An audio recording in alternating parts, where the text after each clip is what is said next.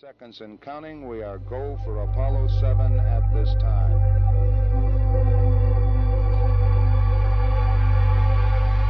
T-minus 50 seconds. The vehicle now pressurized and the vehicle is go as the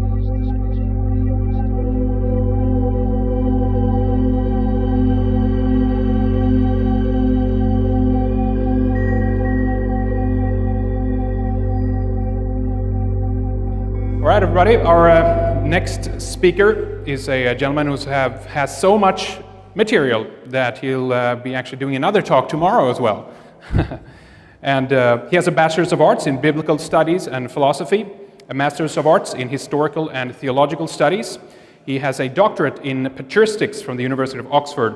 He is also the author of many fascinating books, so many that I've lost track at this point. His focus in the field of alternative research, of course, history, archaeology, science, and a lot of other strange stuff as well. He's definitely done some groundbreaking work in these kinds of fields that we cover in this conference, and fueled a lot of creative flow, I think, for a lot of people other researchers who've picked up a lot on his work as well, sparking debates and all kinds of issues on that. So he's been looking at the post-World War II system of hidden finance. And after, basically countries were destroyed and looted, putting the focus on the American intelligence community and the international banksters as well. What is ironic, of course, is the success of the technological achievements of this hidden program and UFO technology was based in large part on the utilization of Axis funds, talents, and technology. His website is gizadeathstar.com. His first talk today then is going to be on bullion, brains, bonds, financial, historical, and cultural analysis of the breakaway civilization and its analytical and policy formation culture. There seems to be hardly any subject that this man haven't or can't address, and his scope is like few others. Please give a round of applause for Joseph P. Farrell.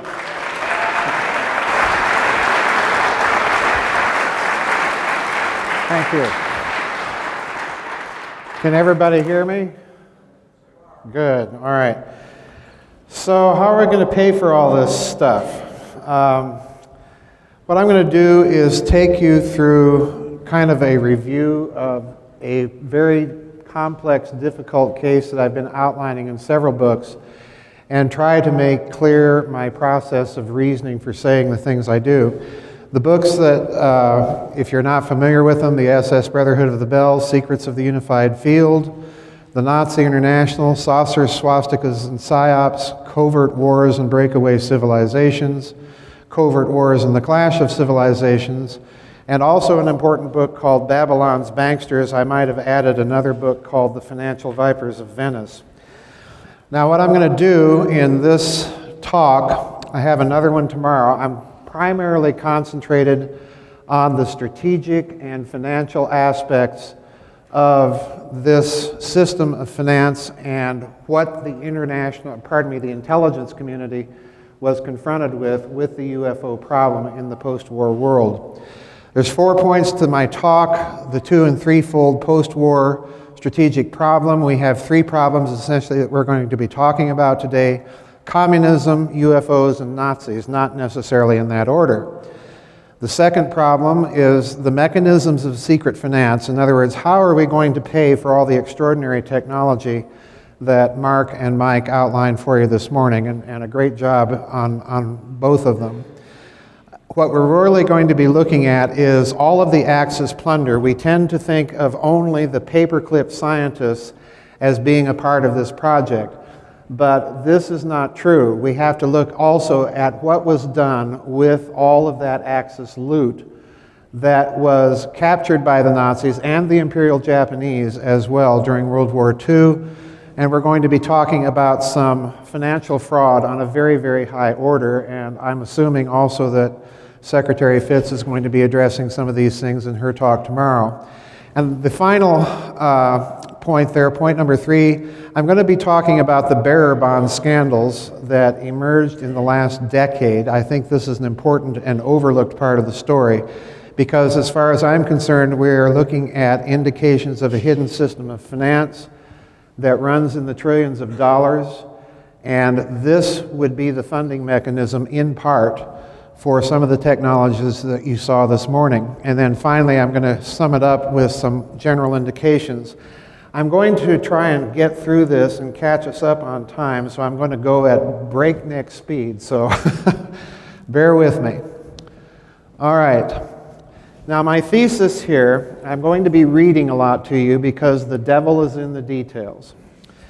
My thesis here is very simple. The post-World War II national security establishment was faced with a threefold strategic problem.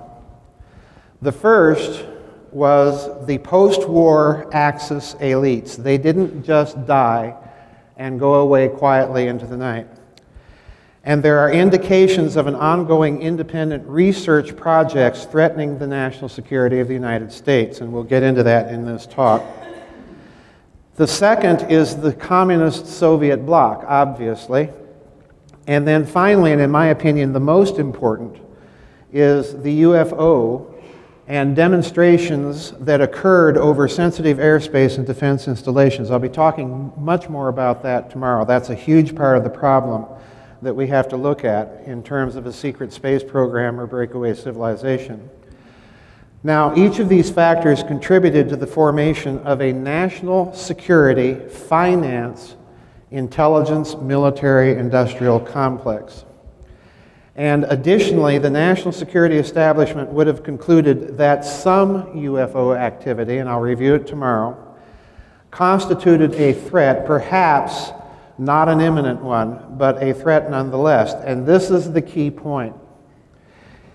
This will require the institution of a long-term mega Manhattan project. And of course, once we've said that, we need the financing. Now, the perception on the part of the national security apparatus that some UFO activity could be construed as potentially threatening and therefore potentially hostile required them in their thinking, and what we're trying to do here, folks, is reverse engineer the policy formation culture of the national security establishment in the United States. So this would have been viewed, in my opinion, as something that they would have viewed as potentially hostile. And this requires the establishment of this long-term mega Manhattan project in order to investigate and, if possible, develop the technologies to emulate the performance of the UFO. And this you saw in particular in Mark's excellent presentation this morning. Now, this required in its turn the establishment of an immense and entirely hidden system of finance. And I want to stress this point because if you're wondering why the financial world now makes no sense, I think this talk may give you some clues as to what may be going on behind the scenes. Now, this system of finance has to be entirely hidden. In other words, what I'm talking about now in this talk is not the black budget. I'm talking about something even deeper and even more off the books, all right? Now, this finance system, this hidden system of finance, was laid in the years immediately following World War II, and we'll get into the details in this talk. It's based to some degree, though not entirely, on the striking of a modus vivendi with the former Axis elites in order to utilize their funds and their talent and their technologies. So what we have, I'm suggesting to you, and what we will see as I outline in this talk, is the institution of financial fraud on an industrial scale that persists over several decades.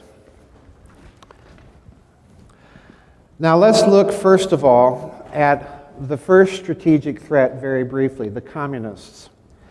And there's 4 points that if you go back to the time period from 1945, the end of the war, on up to, say, the early 1960s, there are 4 factors that I think weigh very heavily in the culture policy formation culture of the hidden intelligence and national security state.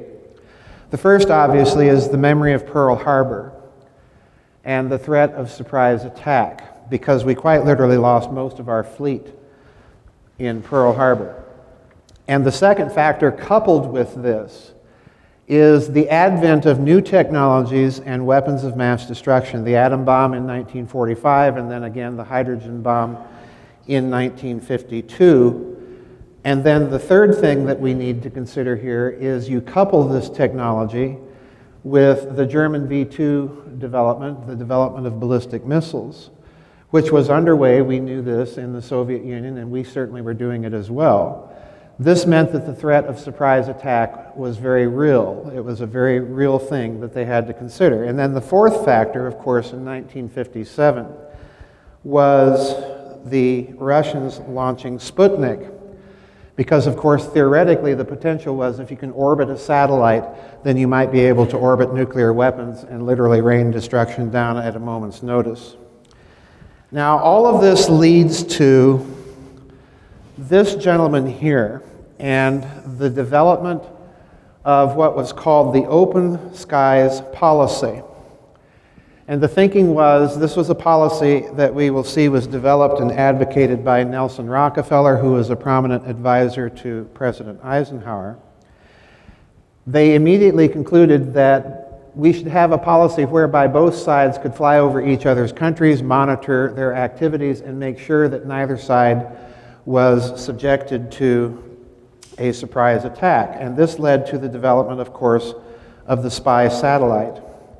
And all of this is coordinated by this man here, Richard M. Bissell, a very important man. If you don't know this man, get acquainted with him, because this man is in charge of all the covert operations of the CIA throughout the 50s, up to and including the U-2 flights and, of course, the Bay of Pigs. This is the gentleman that is, so to speak, the top of the brain trust coordinating all these activities. But this gentleman is also a close associate with Nelson Aldrich Rockefeller, who, as I said before, formulates the policy, and Bissell is the one who ultimately is behind the development of the spy satellite. Now, I want you to consider, if you're dealing with communists, UFOs, and possibly some independent group developing exotic technologies, you have to know where it's coming from and what they're up to. So you have to develop a crash program to create the technologies to monitor all of these types of developments. And it falls to Richard Bissell. Now, I want to read you this quotation from my book, Covert Wars and Clash of Civilizations, and I'm citing an excellent book on the development of spy satellite technology by Parker Temple, and that book is entitled Shades of Gray, National Security and the Evolution of Space Reconnaissance. And this is what I said in Covert Wars and Clash of Civilizations.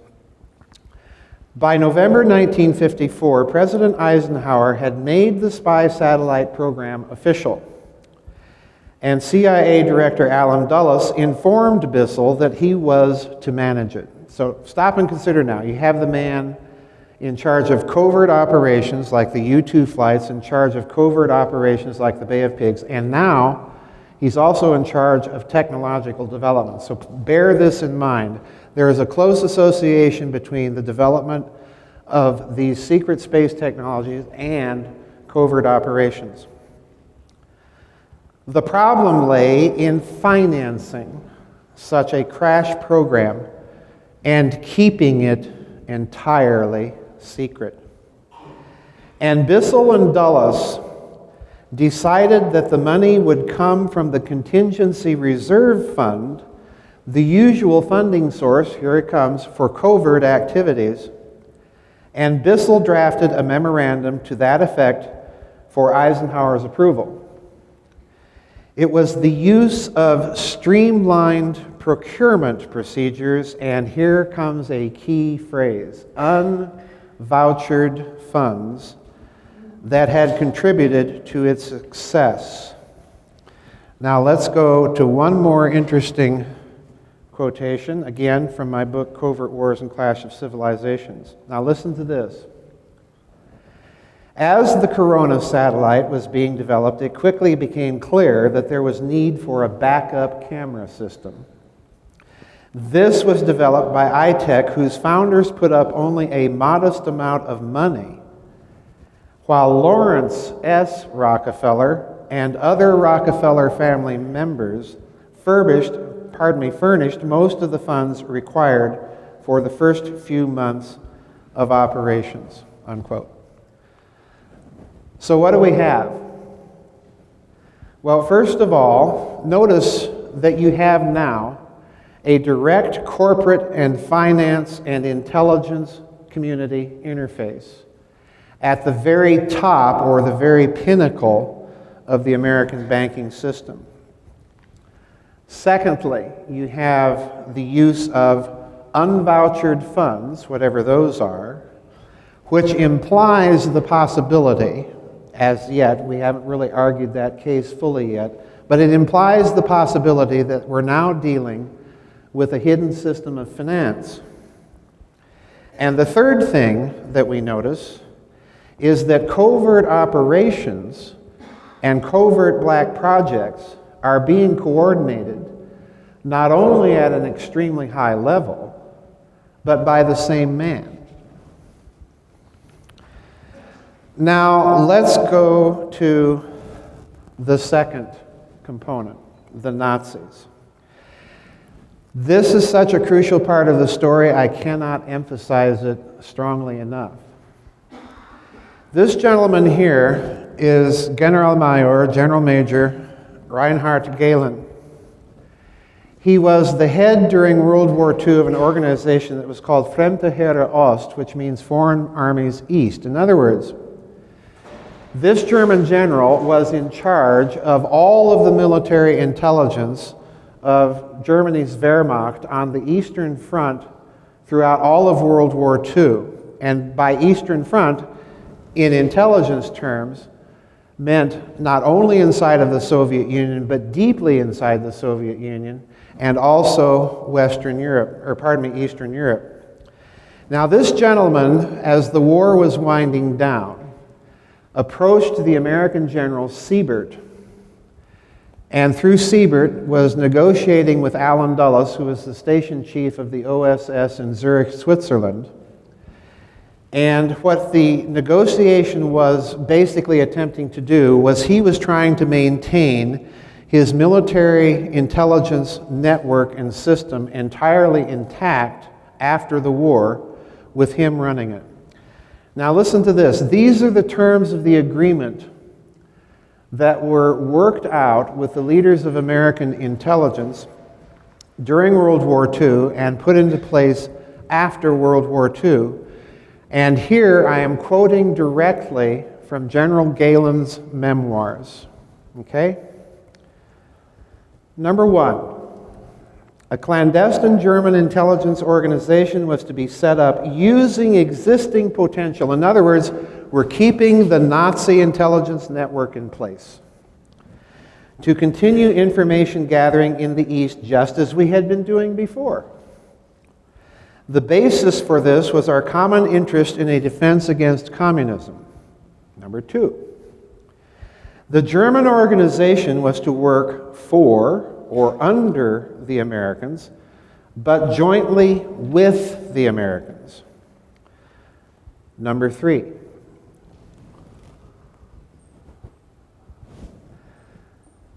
the organization would operate exclusively under German leadership. In other words, what he's telling you there is that part of the negotiation left him in place and in control of this intelligence network after World War II. And eventually this intelligence service is rolled into the West German Bundesnachrichtendienst to become its intelligence service, which remains their version of the Central Intelligence Agency to this day. So in other words, there is a direct connection between this wartime Nazi intelligence organization then and German intelligence now. This was the man that founded it. Would operate exclusively under German leadership, which would receive its directives and assignments from the Americans until a new government was established in Germany. Number 4. The organization was to be financed by the Americans with funds which were not to be part of the occupation costs, and in return, the organization would supply all of its intelligence reports to the Americans. Number 6. This is the one I loved. Listen carefully. This will, I hope, show you exactly what's going on. Should the organization at any time find itself in a position where American and German interests diverged, it was accepted that the organization would consider the interests of Germany first, unquote. What a deal, huh?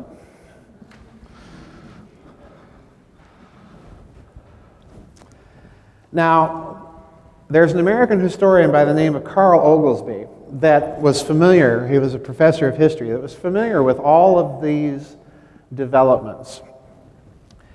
And he wrote about this agreement with Galen's organization. And please understand, Galen commanded a massive organization which included exilee or expellee fronts of people from White Russia, from the Ukraine, many of them headquartered in this country, incidentally.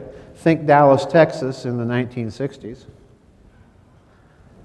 This meant, according to Oglesby, that this agreement, quote, substantially preempted the CIA's civilian character before it was ever born.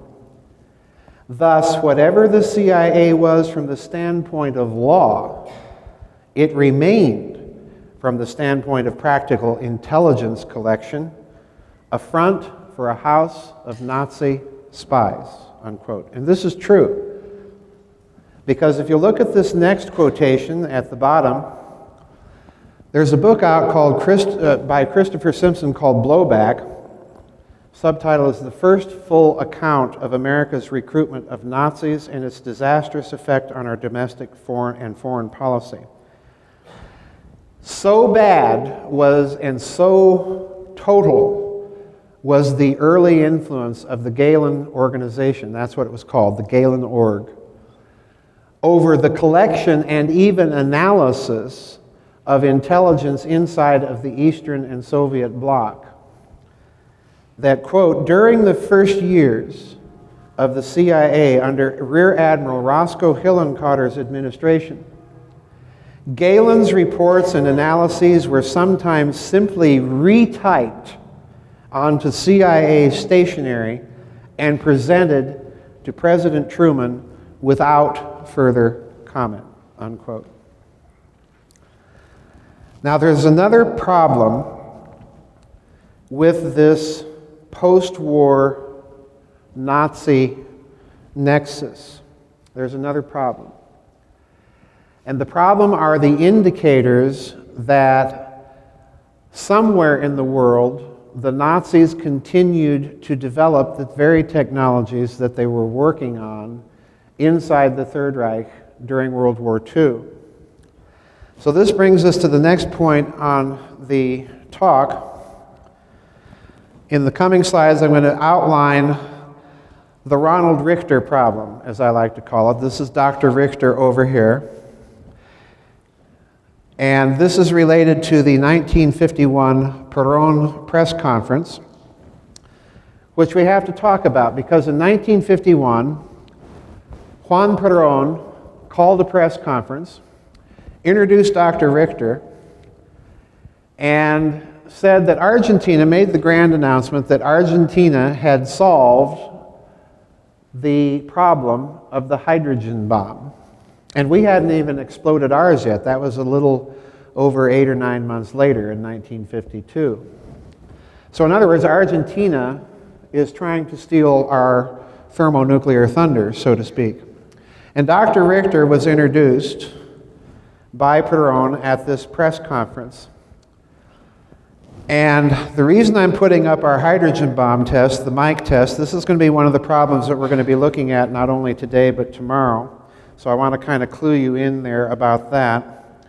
We're going to talk about the U.S. Air Force's secret inquiries and assessments of Richter, because this man is talking in 1951 about the kinds of physics that Mark McCandlish showed you this morning, okay? And we're going to get to him in just a few moments. Those statements that he made to the United States Air Force after being publicly denounced in the world press as being a fraud and a mountebank and a swindler and a con artist, after that happens, and after the Mike hydrogen bomb test in 1952, the U.S. Air Force sent secretly people to interview Dr. Richter and exactly what he was doing, find out exactly what he was doing. Now, when you read these statements, as we're going to see in a few seconds, what Richter is talking about is cold fusion, okay? So let's go to the U.S. Air Force and what they said in their report about their interviews with Dr. Richter. Listen carefully. The program outlined by Dr. Richter is theoretically possible. The questions to be solved concerning the materials and methods needed to achieve the results possible by his scheme far exceed the capability of present limitations. Furthermore, changing gears here, Dr. Richter, although having developed a reputation for being a competent scientist in Europe, has in the last 5 years exhibited all the characteristics of a first-class mountebank and swindler. When financial exigencies dispelled the conspiratorial air around his program, the whole scheme burst with all the force of an exploding soap bubble. Consequently, it is not reasonable to place very much reliance upon statements by Dr. Richter. It is requested, changing gears again, it is requested, however, that all material of this nature available continue to be collected for evaluations. Now stop and consider this. It's theoretically possible. It far exceeds our current technologies. Then he's a fraud and a mountebank and a swindler and a con artist. But nonetheless, we're going to keep gathering every scrap of material on this guy that we can. All right? So what's the real problem?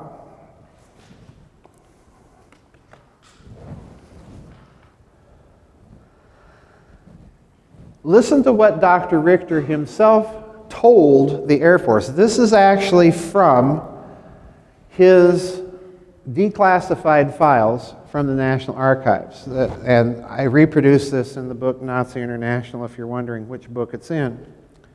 This is Richter explaining his fraudulent mountebank theory to the U.S. Air Force, which said he's a fraud and a mountebank, but yet he's talking about things theoretically possible. And in one scientist's investigation in the file, he said that Dr. Richter is some sort of mad genius working in the 1970s.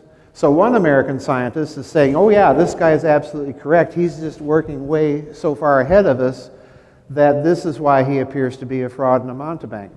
Now listen to what Richter says. We assume that highly compressed electron gas, that's a plasma, folks, becomes a detector for energy exchange with what we call, Mark McCandlish, you're going to love this, zero-point energy.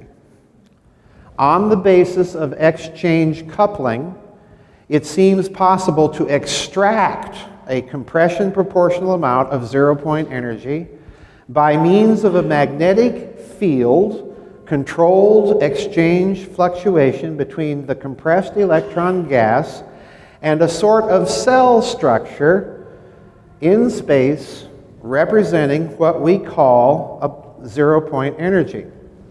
So in other words, Richter is talking about a relationship between fusion, what goes on in the sun, and a lattice structure in space. Now, over 5 decades later, and by the way, he was claiming to do all of this. He was claiming to get fusion reactions and a coupling to the zero-point energy at far lower temperatures than the sun or hydrogen bombs. So in other words, this is what caused him to be denounced as a fraud and a mountebank. He was talking 3 decades ahead of Pons and Fleischmann about cold fusion, and he's explaining it in terms of an interaction between plasmas under compression within magnetic stress. Think of the sun again, folks. And what does the sun cause besides a lot of heat and electromagnetic energy? It's the gravity well that holds the solar system together. So in other words, Richter's also telling you, he's also implying, find a technology to duplicate this by means of plasma compression and electromagnetic stress, and this will couple to the zero-point energy, and it will allow you to have anti-gravity. Okay? Now, over 3 decades later, the idea of a lattice interaction with the zero-point energy is now the theory that scientists are beginning to look at seriously as the theory that explains cold fusion. And it's called lattice-assisted nuclear reaction. Lattices, cell structure, same thing. Now, we're racing through here, folks. The third problem that the national security establishment has to look at, besides all of these Nazis down there in Argentina doing very strange things for Juan Perón, and besides the communist bloc, is we have a UFO problem, okay? And I'm going to try and highlight what I think are 3, not the only, but at least 3 of the major contributory factors that if we're going to reverse engineer the policy formation culture of the national security establishment that we have to look at. The first is obviously 1947. There's a huge UFO flap in the year 1947. I believe Richard Dolan at one point when we talked recently said that there were something like hundreds of them all over the world. The second thing that we're going to be talking about is a German-American engineer by the name of Alfred Leding, and the very first assessments that were done within the national security establishment. Remember, 1947 is also the year that President Truman signs the National Security Act, creating the CIA and the NSA into law. And as we're going to see a little later on, 1947 is a crucial year financially, all right? Leding offered the first assessments, and interestingly enough, we're going to see that the first thing that he suspects is somehow the Nazis are involved with this. But later on, Alfred Leding also offers, for very deliberate, very specific, very clear reasons, another hypothesis, not in opposition to the first one, but rather as a supplement to it.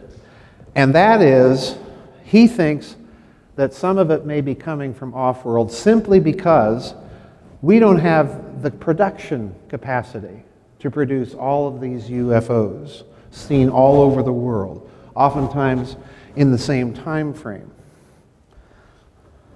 So let's look very briefly at 1947 And one of the reasons of why, possibly, Lading was first thinking in terms of Nazis.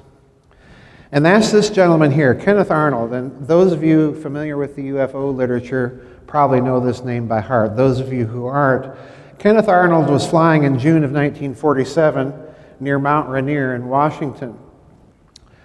And he described seeing, I think it was 7 or 9, something like that, what he called saucers skipping. And he later landed and drew a picture of it. Please note this is going to be very important in a moment. And these reports that Arnold and others saw in 1947, incidentally, were reported to the FBI by the local special agent in Boise, Idaho, I think it was, a fellow by the name of Guy Bannister. And the subject of these UFO reports that Bannister filed was always called Subject Matter X. There's the beginning of your X files. For those of you who don't know who Guy Bannister is, Guy Bannister, if you've seen Oliver Stone's movie JFK, he's the New Orleans detective played by Ed Asner. And he was one of the people that New Orleans District Attorney Jim Garrison suspected of having been involved in the Kennedy assassination. So take that for whatever it's worth, but I'm laying it out there to show you how deep and how wide and far-flung all of these threads and interconnections really are. Now let's look at something. When Arnold drew his sketch of what he saw, imagine someone like Alfred Lading, who we'll get to in a minute, sitting there at Wright-Patterson Air Base in Dayton, Ohio, a member of the Air Technical Intelligence Command. His boss is General Nathan Twining, and Lading is in contact with all of the German paperclip scientists, including Walter Lippisch, who had been brought to Wright-Patterson Air Base. And he therefore is very familiar with the Horton Flying Wing. So Lading writes one of his first intelligence assessments. And here's Alfred Lading. Notice what he's working on here? And guess where he's working on that? Lockheed. Okay? Lading has all of these contacts with the German paperclip scientists at Wright-Patterson, and he knows about the Horton Flying Wing and some of these other exotic aerodromes. Now, please don't misunderstand me here. I am not one of those that believes that the Haunebu and the Vril and all of these things that you hear that the Nazis actually built, these flying field propulsion saucers, are true. I do not believe that. But they did have some very advanced aerodynamics projects. And one of them, of course, was the Horton Flying Wing. And on that basis, it's Lading, in my estimation, who's probably the brains behind the 1947 Air Force Collection Memorandum, well known to many people in the subject of secret technologies and ufology and so on, where you read it very carefully. And one of the things that General Shulgin is wanting the Air Force to do is find out, where are the Horton brothers? I'll tell you where. Guess where? Argentina.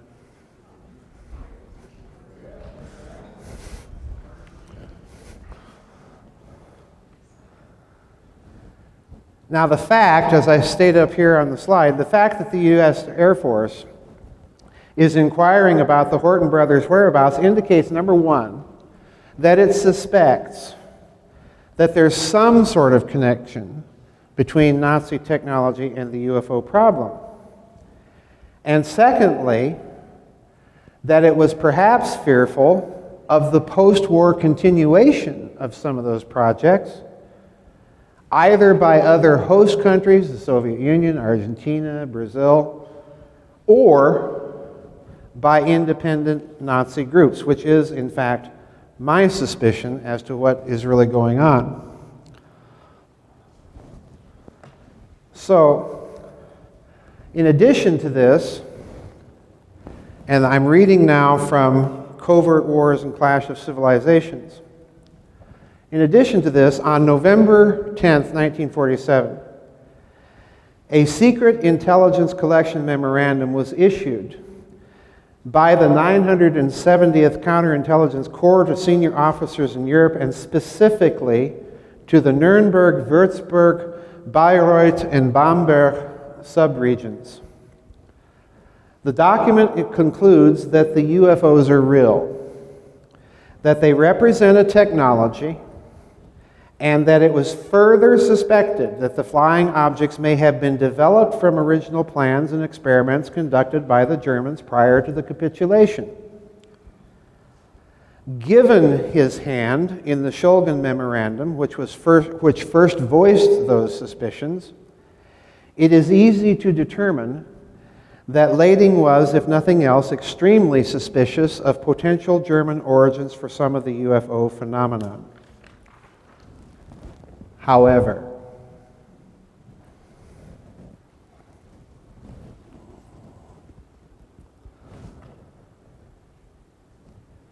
his contact with the Nazi scientists at Wright-Patterson, in my opinion, plus his own experiments in such aerodynes like flying saucers, convinced him, I think, of something else.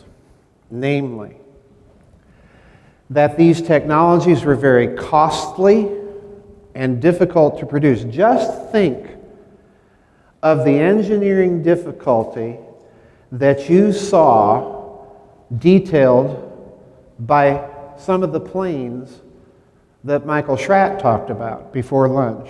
Not to mention the engineering difficulty and cost of what Mark McCandlish talked about. 24 feet wide quartz. That's enormously expensive. In addition to this, in my opinion, the sheer numbers of UFO reports, the sheer scale of what's going on, and this is very true. I don't even have to say in my opinion, because this is what Lading thought.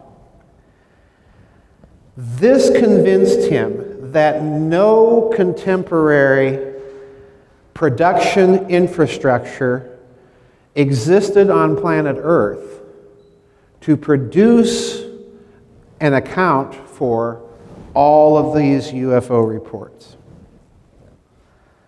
So he comes to entertain the extraterrestrial possibility as early as 1948. And there's a school of thought out there that thinks that Lading was actually responsible for a well-known document in ufology called the White Hot Intelligence Estimate, where this idea is first broached for the first time in Air Force intelligence literature.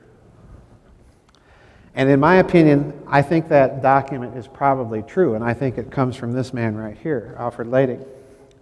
So in other words, the national security establishment had come to hold two things at the same time, not in opposition to each other, but as complements of each other. First, there's some secret human source, possibly independent Nazis, possibly some other group, that is behind some UFO reports. And secondly, it had also come to hold that no terrestrial explanation by itself could account for all of them, simply because of the enormous cost and production difficulty. Now, I keep saying enormous cost because obviously we're leading up to the financial problem here. So what are the implications of this?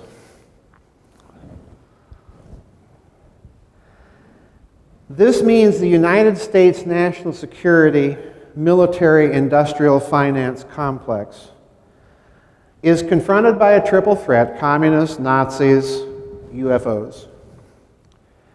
And that his response has to do four things. First of all, it has to develop technologies that can do triple duty, dealing with all three potential threats, not the least of which is finding out, if possible, where they're coming from and what they're doing. Secondly, since the UFO represented the greatest long-term potential, not imminent, potential threat, a long-term program had to be put into place to emulate its technological performance. And that requires, number three, a decades-long financial commitment. In other words, this is the This is the Manhattan Project on steroids. The Manhattan Project lasted 3.5 years. It cost billions of dollars, in 1945 dollars, incidentally. This is a problem that's going to require decades and funds in the trillions of dollars for decades.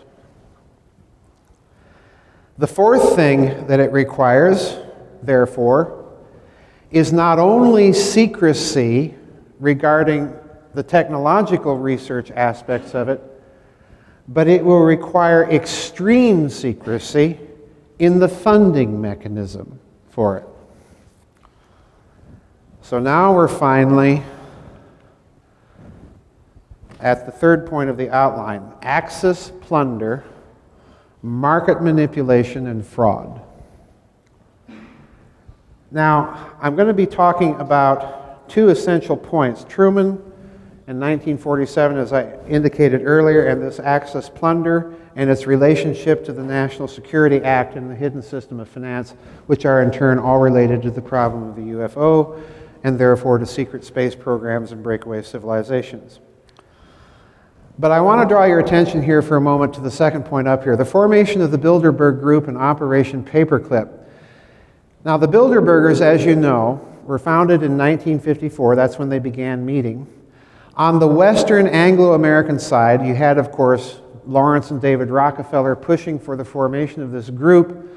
You had, of course, the involvement of the Rothschilds in Great Britain. But on the European side, who do you have? Well, you have Prince Bernhard of the Netherlands. Now, Prince Bernhard is a minor German nobleman, but here's the curveball. Most people don't know that Prince Bernhard was kind of a middle echelon manager for guess who? Interessen, Gemeinschaft, Farbenindustrie, Aktionsgesellschaft, IG Farben.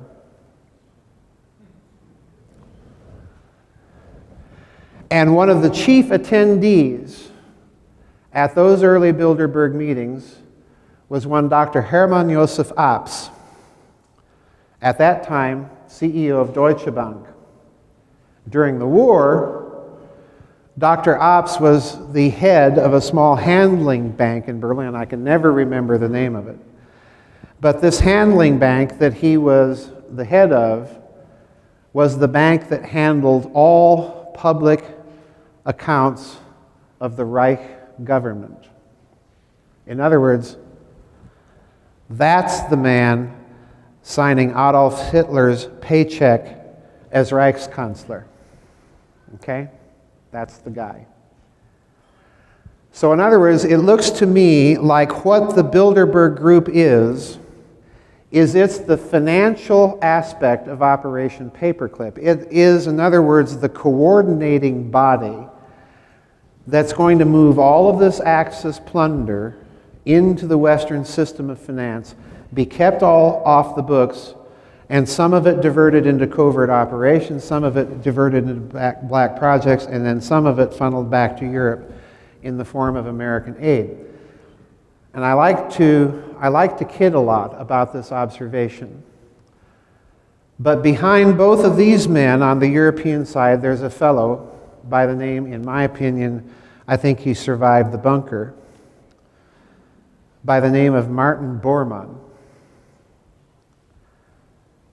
And when you're making deals with Martin Bormann, you're dealing with Dick Cheney without the warmth and charm.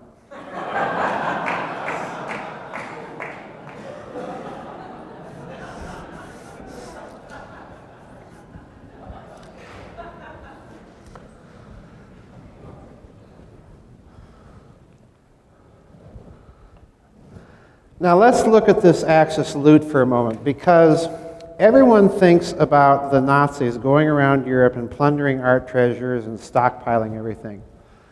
Nobody remembers the Japanese. But in point of fact, throughout World War II, there was a Japanese operation called Operation Golden Lily. It was led by a member of the imperial household by the name of Prince Chichibu. So in other words, this is not even in the hands of the Kempite. It's not even in the hands of Japanese intelligence. This is directly an operation of the imperial house. And what they did is they went in. You think the Nazis set the level for efficiency of plunder. The Japanese went into Asia and China and Southeast Asia and literally suctioned every last scrap of any kind of precious metal, gold, silver, platinum, you name it, jewels, cash, artworks, ancient manuscripts, everything that they could lay their hands on to bring it back to Japan. This was called Operation Golden Lily. Now, this gentleman here, toward the end of the war, after the American invasion of the Philippine archipelago, learns about it. And his name is Captain, later General, Ed Lansdale. That name might be familiar to some of you JFK assassination researchers. Lansdale learned about Operation Gold Lily and all of this vast loot that was buried on Luzon and Mindanao and all over the Philippine Islands. And when he learned about it, he flew to Tokyo to debrief General MacArthur. And MacArthur said, well, that's interesting. I need you to get on a plane and fly to Washington and brief President Truman. We're talking again, folks, in 1945 dollars terms of billions of dollars. Billions. So Lansdale flies to Washington and briefs Truman. Now please note right at the bottom here, this is the beginning in 1947, not only of a black budget, but please understand me now, something completely separate and totally hidden.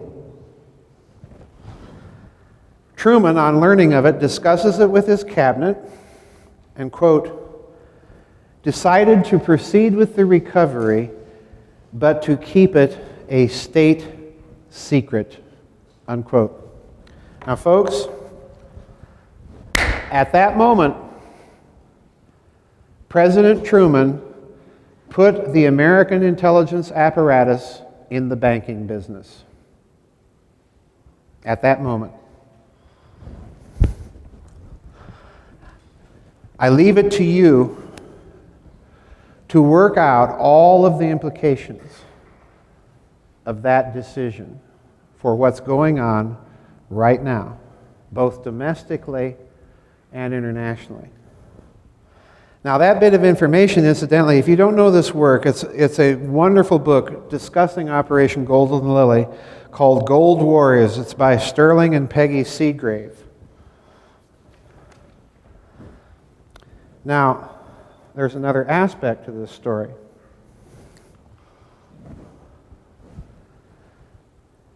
This is what the Seagraves themselves state in Gold Warriors on page 3 a little later on. The treasure was combined with Axis loot recovered in Europe to create a worldwide covert political action fund to fight communism. This black gold gave the Truman administration access to virtually limitless unvouchered funds for covert operations. But I believe it goes beyond mere covert operations because, as I put it down here at the bottom of the slide, the sheer scale, when you combine that Japanese loot and that Nazi loot, suggests to me, given the threefold strategic problem that we're facing, that much more than communism or covert operations against it, or even post-war Nazis or whoever else, but that the UFO was a long-term problem requiring that technological emulation. And if you're setting up a system of hidden finance, go back to what I said previously about Richard Bissell and the Rockefellers contributing their own personal private family funds to the development of the backup camera system for the early Corona satellites. Oh, we'll donate you the money. You don't have to tap the taxpayer. Go back to that element, and what you see now forming with this hidden system of finance is a nexus between this black projects world requiring its hidden system of finance, and that's going to demand, at some point, the participation off the books of the major prime banks of the West.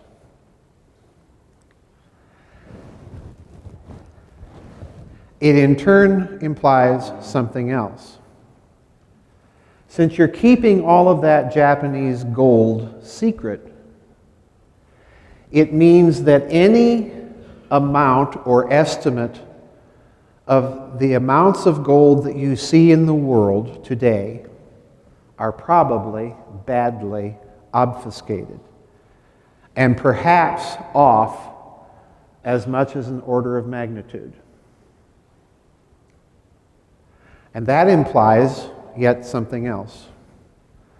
Because if you're keeping this as a hidden system of finance, what you see you can do is you can take all that gold and all that silver and all those gems and all those bonds and all that liquid cash, move it into those participating prime banks, and keep it all off the books. That's your secret reserve. And you can rehypothecate that reserve over, because you see it's secret, over and over and over and over. In other words, what I'm telling you is exactly what Richard Dolan has said in his books.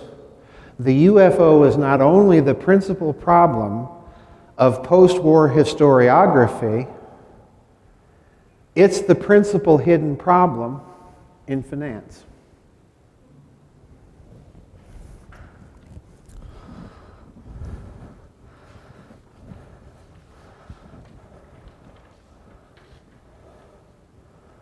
So let's look and sum it up. Truman's 1947 decision to keep all this Axis plunder a state secret implies truly profound and significant things for the long-term financial structure of the West. Number one, it implies the intelligence national security complex now entered the realm of international finance and banking directly. Number two, it implies that the intelligence community had to have, at a lower level of complicity, the participation of prime banks around the world to make such a system work. What I've just told you is that they are participants in a system ultimately involving fraud. Thirdly, It implies the further complex interface of the American intelligence national security oligarchy. After all, we're not going to be able to recover all that Axis loot without them telling us where it is.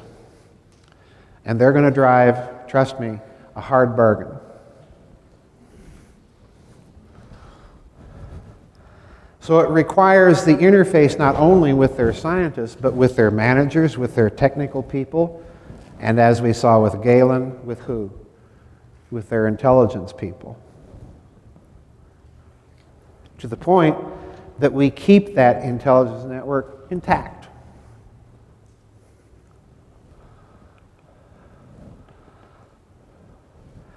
The fourth thing it implies is the creation of a vast secret mechanism of finance, totally unaccountable to the public and their institutions of government, and increasing the dominant financial concern of the American federal government. Fifthly, it implies the creation of a vast secret mechanism of finance capable of the manipulation of markets, for example, the bullion markets. And finally, points 6 and 7. It rationalizes almost perfectly why there is such widespread numerical discrepancies in the various estimates of the amounts of various types of bullion actually in existence, allowing you to manipulate those markets. And 7, it rationalizes a hidden reason for the formation of the Bilderberg Group between the Rockefeller interests representing the new financial intelligence complex and Prince Bernhard, former manager of IG Farben Industry, and the consistent presence of Dr. Hermann Josef Ops, CEO of Deutsche Bank, at an early stage of the Bilderberg meetings, which becomes the mechanism for coordinating the movement of European Axis plunder directly and secretly into Western banks. So, let's go to Japan by way of Nazi Germany. Shortly after the war started, this isn't on the slide, shortly after the war started, Obergruppenführer Reinhard Heydrich, probably the most vile man in all of the Third Reich, bar none, issued a top secret memorandum that the SS was going to begin, and please note my words carefully because I'm citing the English translation of this German document, was going to begin the unauthorized industrial scale production of English pound sterling notes, unquote. So in other words, he's telling you that the Third Reich is going into the counterfeiting business on a major scale. This is not a couple guys with a printing press in their garage and throwing their paper money, their counterfeit paper money, into the washing machine to age it. No, this is huge. But the Germans, being Germans, were clever about this. They insisted that their product be absolutely undetectable. In other words, you could not distinguish a German-produced pound sterling note and the real thing. So they tested their product by having a gentleman go to Switzerland, to a Swiss bank, trying to cash and convert some of these counterfeit pound sterling notes to other currency. And of course, the Swiss banks knew how to tell what was suspicious or not, passed the muster. By the end of the war, depending on which estimates you read, by the end of the war, Great Britain had somewhere between 150 million to 300 million, nearly a third of a billion, pounds sterling counterfeit notes in circulation that were so good that the Bank of England had to recall that whole series of designs of pound sterling, redesign their currency, and issue new currency. And they had to honor the counterfeit notes. That's how good it was. And the Germans also figured out, hey, a fellow in Germany by the name of Friedrich von Schwendt figured out that you could use this system not only as a system of economic warfare against the United Kingdom, but hey, this is a wonderful source for funding our covert ops and our secret research. Isn't that handy? So now let's look at Prime Minister Tanaka in Japan. Of course, you all know that Japan, since the end of World War II, has been basically a satrapy of the United States. Now, Prime Minister Tanaka was faced with Japanese bonds that were coming to maturity, and he didn't have the money in the finance ministry, so what he decided to do is he's going to issue new bonds to the bondholders. I'll swap the paper. And these are very clever bonds. Pay attention to this one.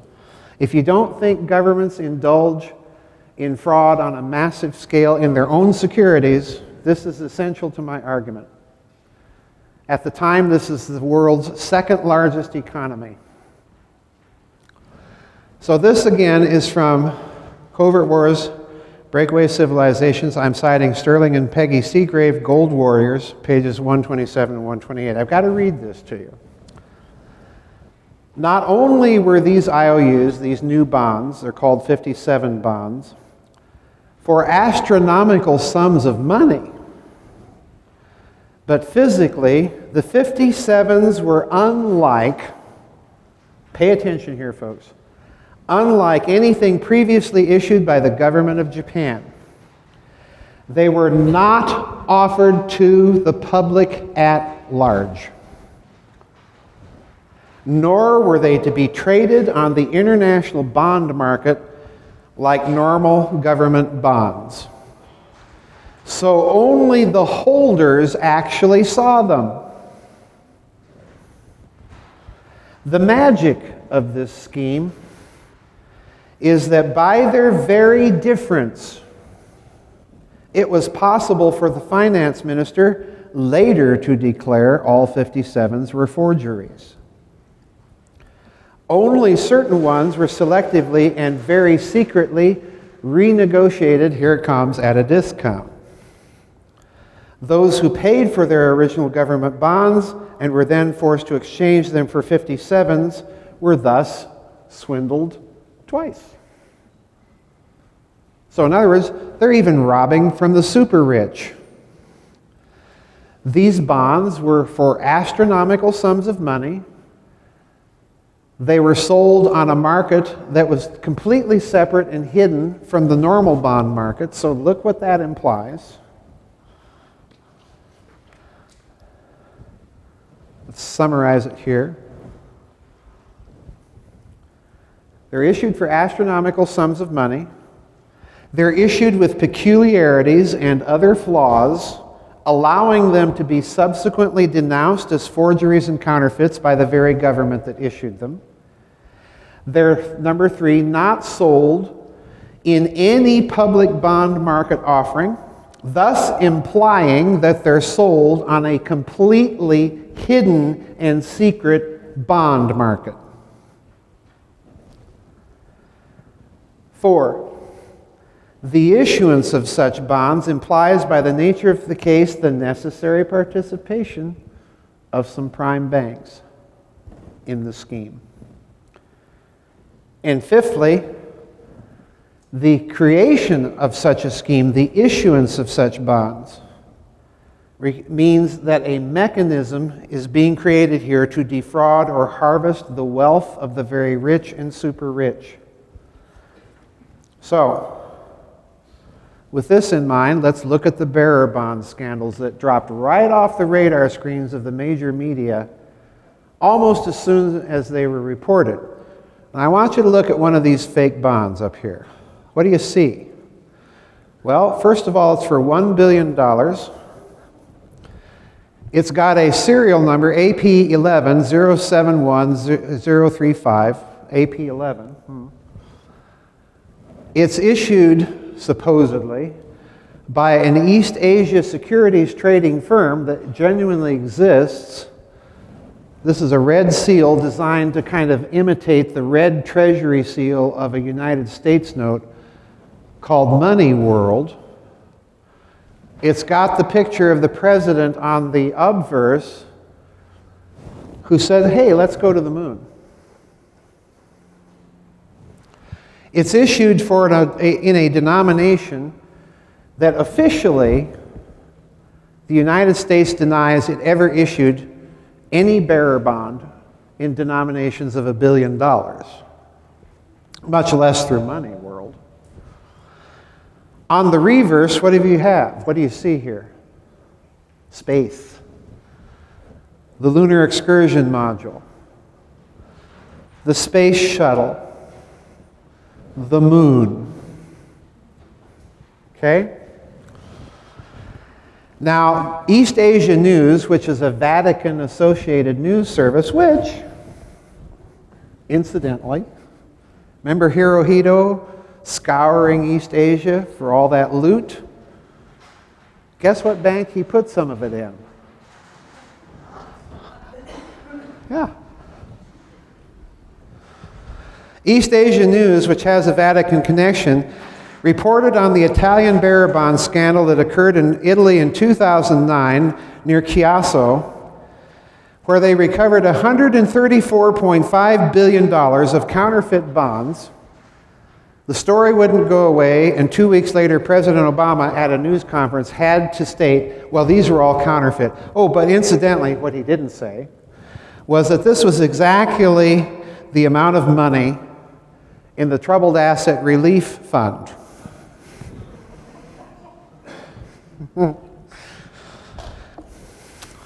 Okay? Now, I'm going to suggest to you something very significant about this bond. Let's assume it is fake, but that Money World, which trades in sovereign securities, incidentally, in East Asia, big trading firm, that Money World is sending a message. What's the message? Well, I'm going to suggest to you it's this. If you're going to set up a hidden system of finance using fraud and counterfeiting and Axis loot and a bunch of other stuff,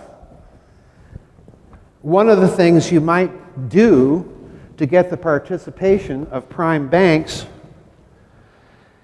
is to collateralize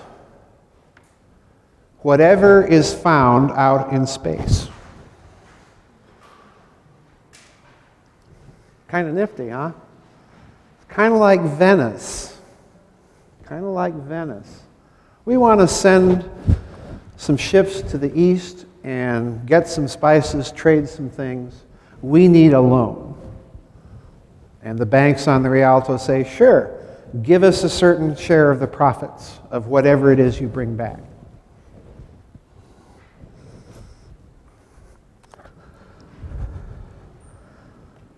Could this be why they're talking about asteroid mining all of a sudden?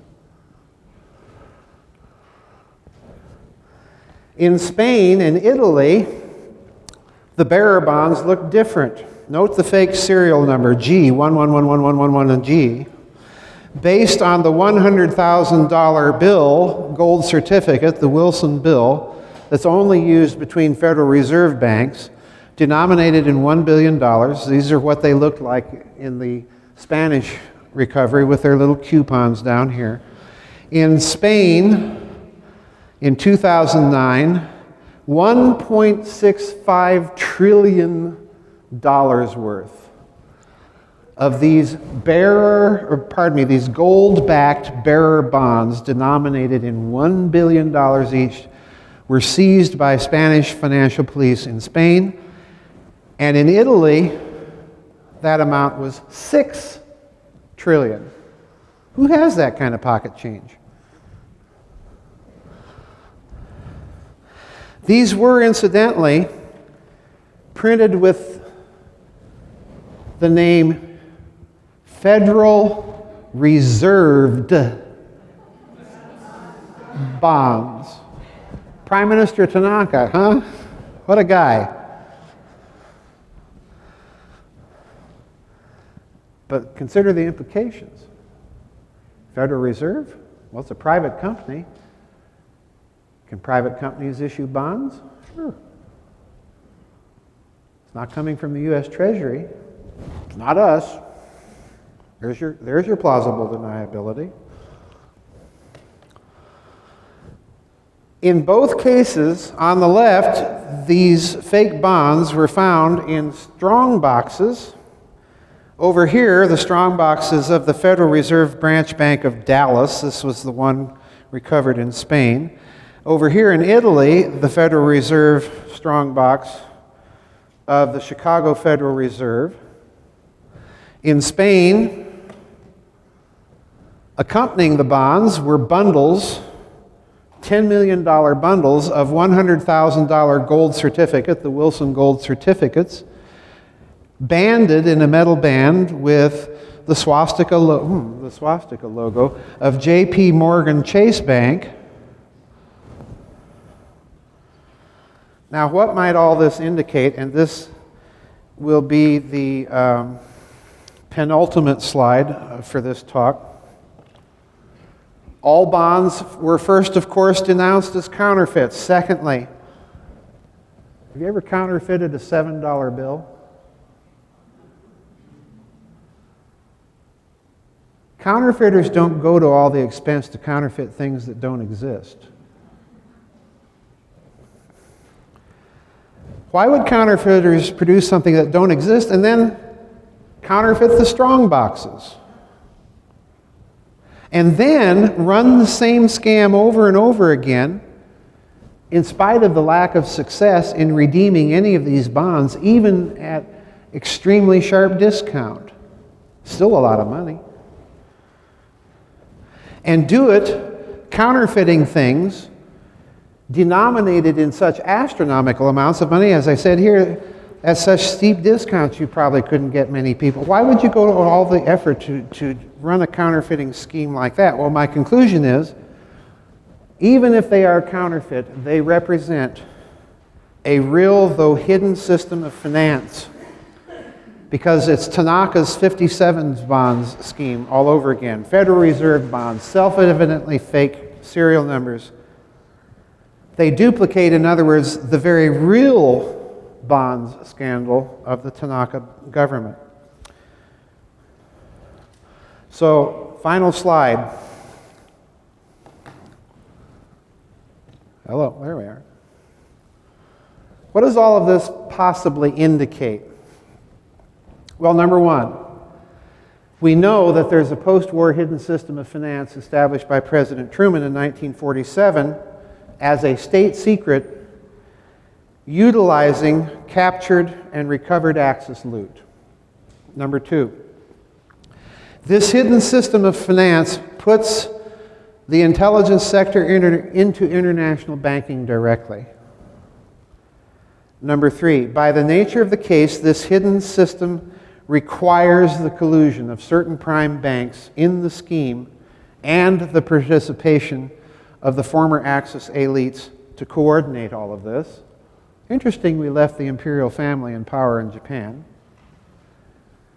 Fourthly, the vast sums of money represented by the bearer bond scandals in the trillions of dollars far exceeds any funding requirements for merely covert operations in the post-war period.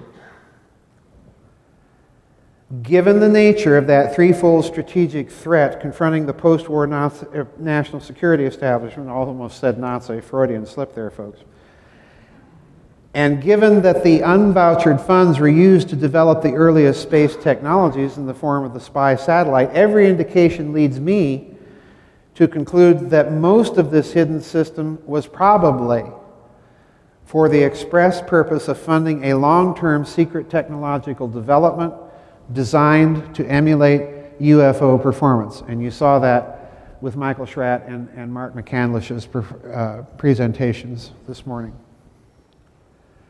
Fifthly, by the nature of the case, the vast sums of Axis plunder and the need for extreme secrecy over the long term in the development of these technologies implies that this mechanism constituted a secret reserve by which to defraud the extremely wealthy, and since this reserve was secret, it can be rehypothecated over and over again, creating virtually a limitless leverage and liquidity in the system to fund all of those black projects.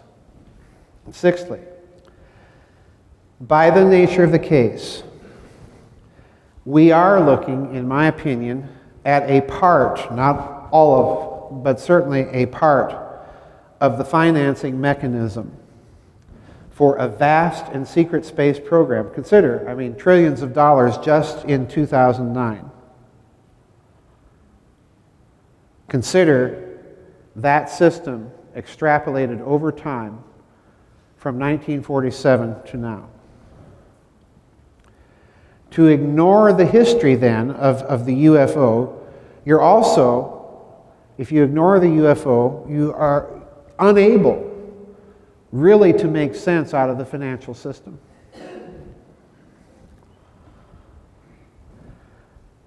This mechanism is put into place to deal with it. And therefore, to ignore it, to borrow the phrase and insight of Secretary Fitz, this constitutes a gaping material omission, not only in the historiography of the period, but in the understanding of the nature of the current financial system. And that's it.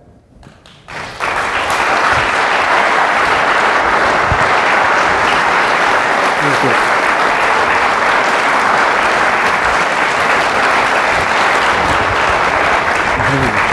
Good stuff. Huh? Good stuff. Thank you.